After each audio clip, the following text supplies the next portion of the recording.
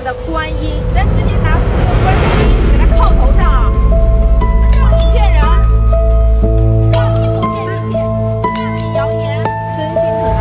这玩意花了我1000大洋啊，还说开过光的，但是我江小柔就是不信这个，目前身体没有感觉任何的不适啊，就跟平时家里面睡了个碗是一样的啊，等会儿打扫一下就好了。好了，又是我封建迷信，还想看我小人什么？出来，相信科学，不要再相信这些招摇撞骗的东西啦！ Budaya dan kepercayaan guys, kadang-kadang ada sebab kenapa dilarang untuk melakukan perkara-perkara yang sudah dilarang.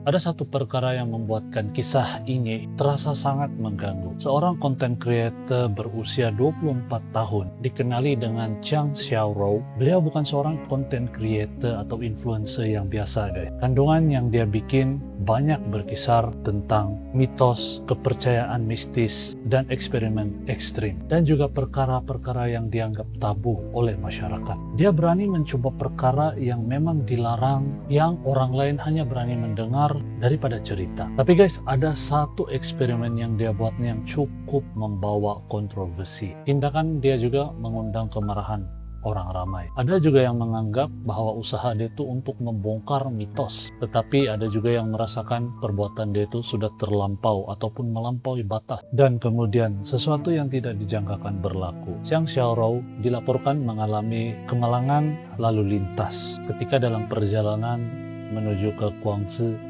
daripada Guangzhou. Dan kemalangannya itu mengakibatkan kecederaan yang begitu serius. Dan akhirnya dia meninggal dunia di usia yang masih muda, 24 tahun. Dan selepas berita kematian beliau tersebar, internet mulai bercakap guys. Banyak cerita-cerita yang mulai timbul daripada kematian beliau. Ada yang turut mengaitkan kematian beliau itu adalah ada sangkut pautnya dengan activity ataupun paranormal activity yang dia selalu buat. Dan tidak lupa juga ada yang bilang itu mungkin karma. Dan ada juga yang bilang mungkin dia sudah mencabar sesuatu yang tidak patut dia cabar. Dan persoalan mulai timbul, apakah ini benar-benar bersangkut paut dengan activity yang dia lakukan itu. Bayangkan, content creator seperti beliau, seorang yang mau membongkar mitos, sanggup memecahkan patung Dewi Kuan Yin. Dewi yang dipercayai oleh masyarakat Cina itu sangat bermakna. Dan dia memecahkan patung tersebut.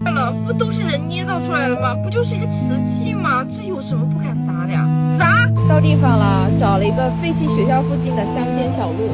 为什么选在这个这么偏僻的地方呢？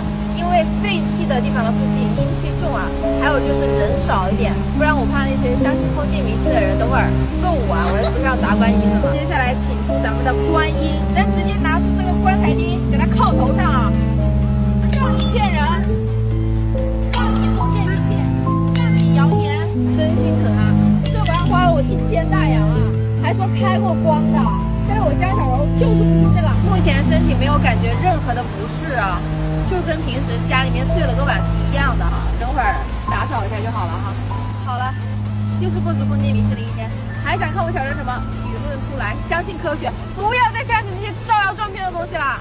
Ada yang bilang itu adalah karma yang dia terima. Nah, di sini kita perlu berhati-hati karena sampai hari ini tidak ada bukti yang kukuh yang boleh mengaitkan semua ini. Tidak ada satu pun yang boleh mengaitkan kemalangan yang dialami oleh Zhang Xiaorou ini berkaitan dengan patung Dewi Kuan Yin yang telah dia pecahkan. Tapi banyak juga yang mempercayai itulah sebab. Kemalangan tetap kemalangan dan kematian seseorang itu bukan sesuatu yang harus kita jadikan bahan untuk membuat tuduhan. Tetapi kisah ini tetap meninggalkan sesuatu ataupun kesan kepada kita semua, kepada orang ramai. Kenapa manusia begitu tertarik untuk mencabar benda-benda yang tidak kelihatan ataupun benda yang mereka tidak lihat dan mereka juga tidak faham? Mungkinkah sebab kita mau mencari jawaban ataupun kita mau tahu bahwa makhluk mistis itu betul-betul wujud, guys. Mungkin sebab itulah mengapa kisah Zhang Xiaorou ini sangat mengganggu. Bukan karena kita boleh katakan kemalangan itu adalah balasan, tetapi ini mengingatkan kita betapa rapuhnya kehidupan sebagai seorang manusia. Hari ini mungkin kita masih boleh bercakap di hadapan kamera, masih boleh berketawa, masih boleh membuat rancangan video seterusnya apa, tetapi kita tidak pernah tahu apa akan terjadi selepas kamera ditutup. Itulah kehidupan sebenar content creator paranormal. Nah, buat kawan-kawan semua, apa pendapat kamu tentang kisah content creator paranormal